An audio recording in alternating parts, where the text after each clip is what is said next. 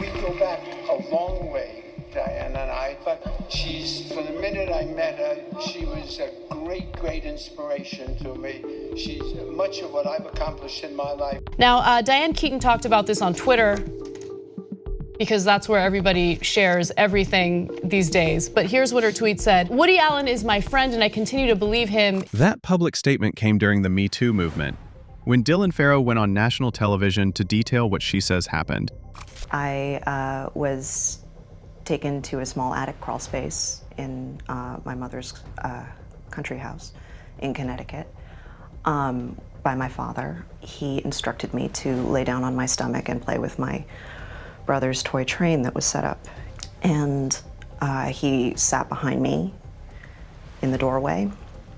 And as I played with the toy train, I was sexually assaulted. Years after that testimony, Woody Allen stood on stage at the AFI Awards and honored the woman who never abandoned him. She's much of what I've accomplished in my life I owe for sure to her. I've seen life through her eyes. Diane Keaton died yesterday at 79, and the conversation immediately turned to her controversial choice, standing by Woody Allen when everyone else walked away. He's lying, and he's been lying for so long. The allegations didn't change Keaton's loyalty, and their decades-long bond started with something simple. Were you in love with Woody Allen during those movies? I had a huge crush on Woody right from the moment I saw him. This is what Diane Keaton's unwavering stand reveals about Hollywood's most divisive figure. Diane Keaton died on October 11th, 2025 in California at age 79. The legendary actress, known for her Oscar-winning performance in Annie Hall and her iconic roles in the Godfather trilogy, passed away at her home. Her family requested privacy, and no cause of death has been released. Within hours of the announcement, social media exploded. Not with tributes to her 5-decade career, but with discussions about the one thing that defined her legacy in recent years: her public defense of Woody Allen. In January 2018, Dylan Farrow sat down with CBS This Morning and gave her first televised interview about allegations she had been making since 1992. Dylan was 7 years old when she says Woody Allen essayed her in the attic of Mia Farrow's Connecticut home. The details she provided were specific and disturbing. She described being instructed to play with a toy train while Allen sat behind her in a doorway. As a 7-year-old, she told her mother he touched her private parts. As a 32-year-old woman on national television, she used clinical terms to describe exactly what happened. As a 7-year-old, I would have said he touched my private parts. Mm-hmm. Okay. Which I did say. All right. As a 32-year-old, he touched my labia and my vulva with his finger. The interview was devastating. Dylan cried when they played clips of Woody Allen denying the allegations on 60 Minutes back in 1992. She explained that her mother had gone shopping that day, leaving her alone with Allen. When Dylan told Mia what happened, the little girl's first impulse was that she had done something wrong. The shame and confusion of a 7-year-old trying to process SA was evident even decades later. The Me Too movement had created space for Dylan to tell her story again. And this time, people were listening differently than they had in the 1990s. Actresses who had worked with Woody Allen began distancing themselves from him. Timothy Chalamet donated his salary from an Allen film to charity. Greta Gerwig said she wouldn't work with him again. Amazon canceled a multi-film deal. The entertainment industry was finally treating Dylan Farrow's allegations seriously, but not Diane Keaton. Just weeks after Dylan's CBS interview aired, Keaton took to Twitter with a statement that shocked many of her fans. She wrote that Woody Allen was her friend, and she continued to believe him. Lots of fans think this was one of the most tone-deaf celebrity responses to the Me Too movement. Here was an Oscar-winning actress, someone who had built a career playing strong women, publicly siding with a man accused of essaying a 7-year-old girl. Actress Diane Keaton has come out in support of Woody Allen following accusations that he had molested Mia Farrow's adopted daughter. Now, Dylan Farrow has been making these accusations for years now. She made the accusation at first when she was 7 years old, and she has maintained those accusations. Because of the Me Too movement, she decided to come forward. Keaton didn't just defend Allen privately to friends. She made it a public declaration. Even though nothing is proven in a court of law, all evidence suggests Keaton understood exactly how controversial her stance would be. The internet went crazy, saying she had just destroyed whatever goodwill she had left with younger audiences who believe survivors. Some conspiracy theories reveal that Keaton's loyalty to Allen cost her roles and opportunities in an industry that was moving away from him. The tweet included a recommendation to watch the 60 Minutes interview from 1992, suggesting people should make up their own minds. But the problem was that Dylan had already addressed Allen's denials in her CBS interview. She had already explained why his version of events didn't make sense. Keaton's defense felt less like encouraging people to examine evidence and more like choosing a side against an alleged victim of SA. Before the allegations about Dylan Farrow, there was another scandal that should have made Diane Keaton reconsider her friendship with Woody Allen: the Soon-Yi Previn situation. In 1992, Mia Farrow discovered nude Polaroid photographs of her adopted daughter Soon-Yi in Woody Allen's apartment. Soon-Yi had been adopted by Mia and her ex-husband Andre Previn from South Korea. Her exact age was uncertain, estimated to be between 5 and 7 years old at adoption. Allen had been Mia Farrow's boyfriend for over a decade. He had been a presence in Soon-Yi's life since she was a child, though he claimed he wasn't a father figure because he didn't live with them full-time. When Mia found those nude photos, Soon-Yi was approximately 21 years old. Allen was 56.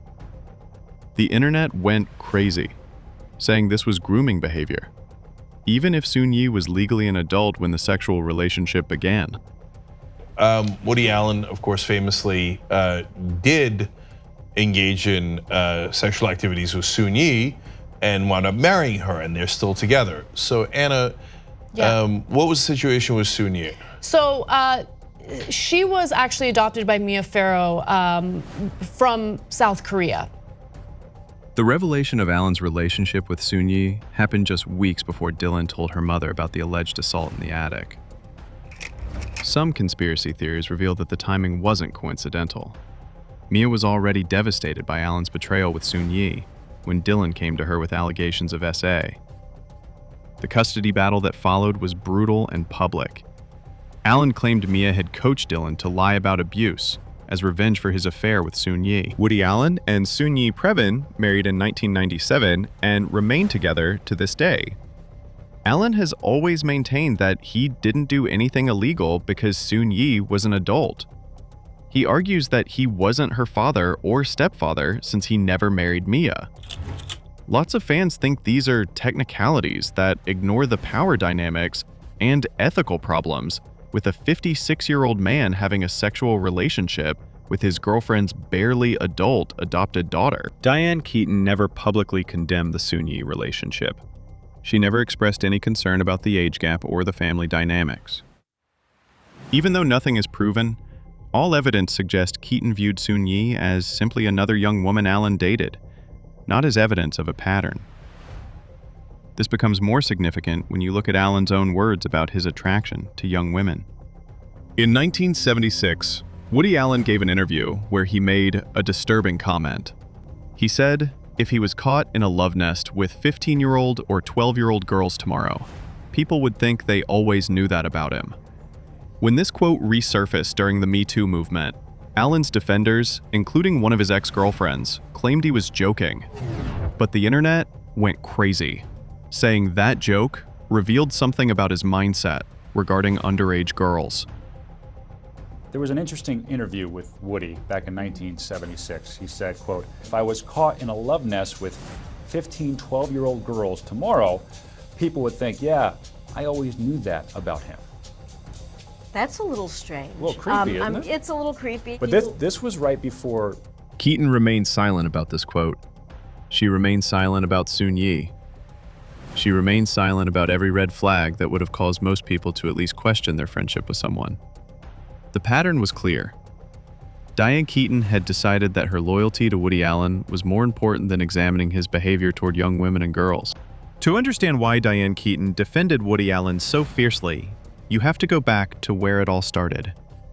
In 1969, Keaton auditioned for Allen's Broadway play, Play It Again, Sam.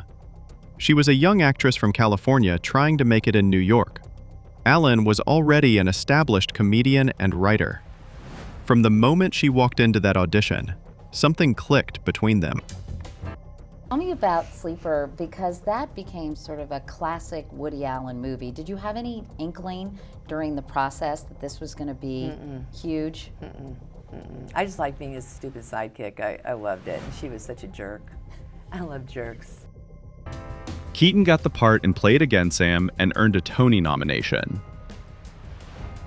More importantly, she caught Woody Allen's attention. They began dating in the early 1970s while working together on multiple films.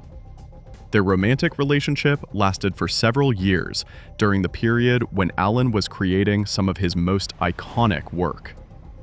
Keaton appeared in Sleeper in 1973, Love and Death in 1975, and then Annie Hall in 1977. Annie Hall was the film that changed everything for Keaton's career. Allen based the character of Annie Hall directly on Diane Keaton herself. Her real name is Diane Hall. She took the stage name Keaton from her mother's maiden name.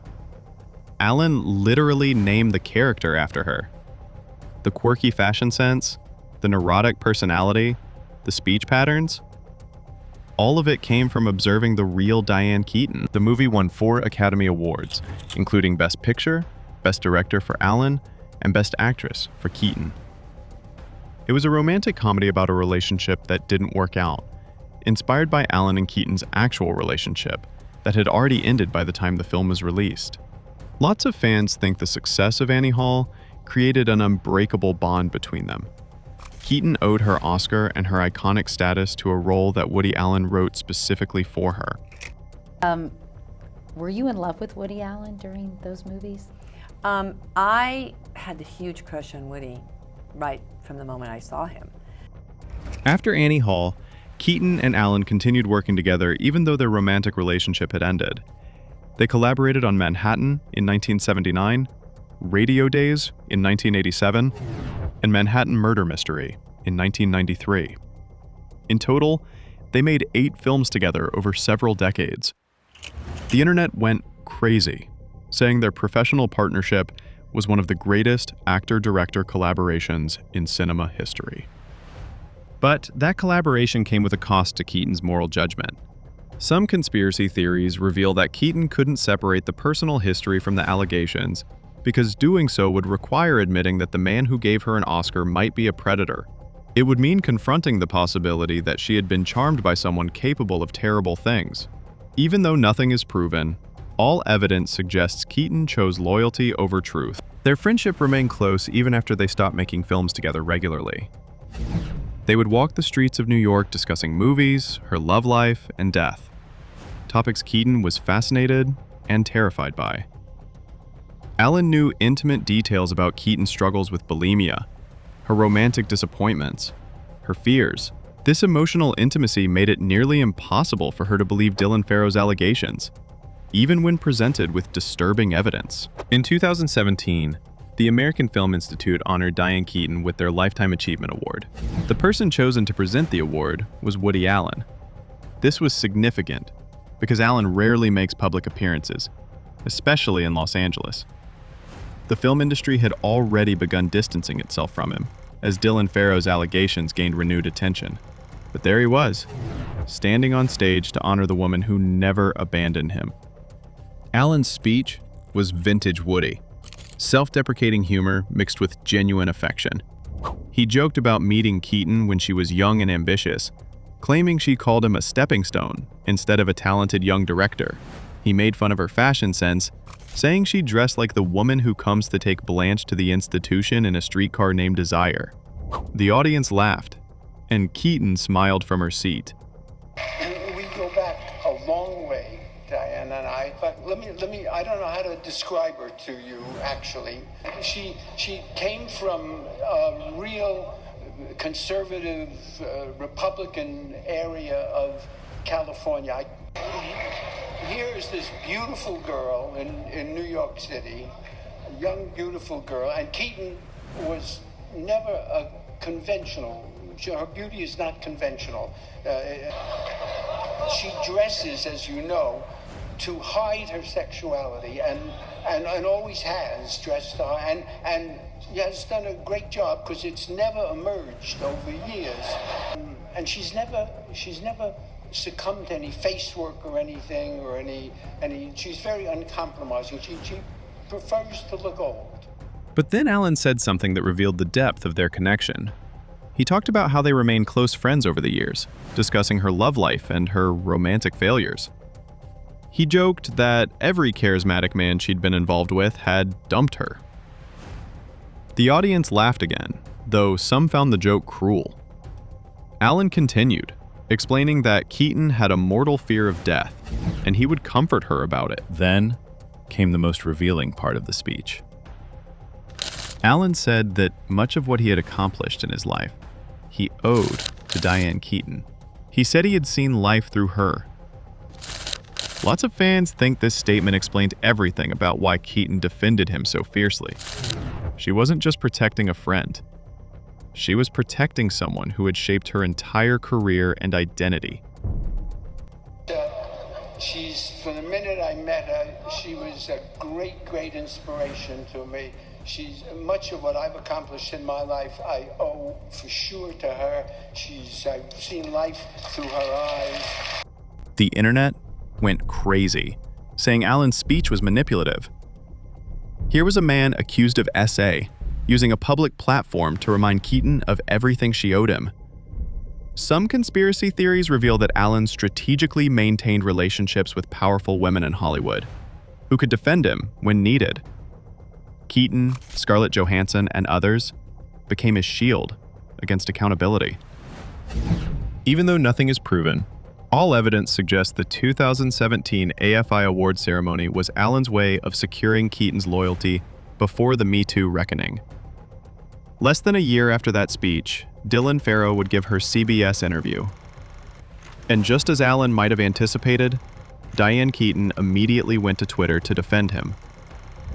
The speech had worked. He had publicly reminded her of their bond right before he needed her support most. Keaton's response to the honor was to sing Seems Like Old Times, the song she performed in Annie Hall. She eschewed a traditional acceptance speech in favor of that performance, a callback to the role that defined her career.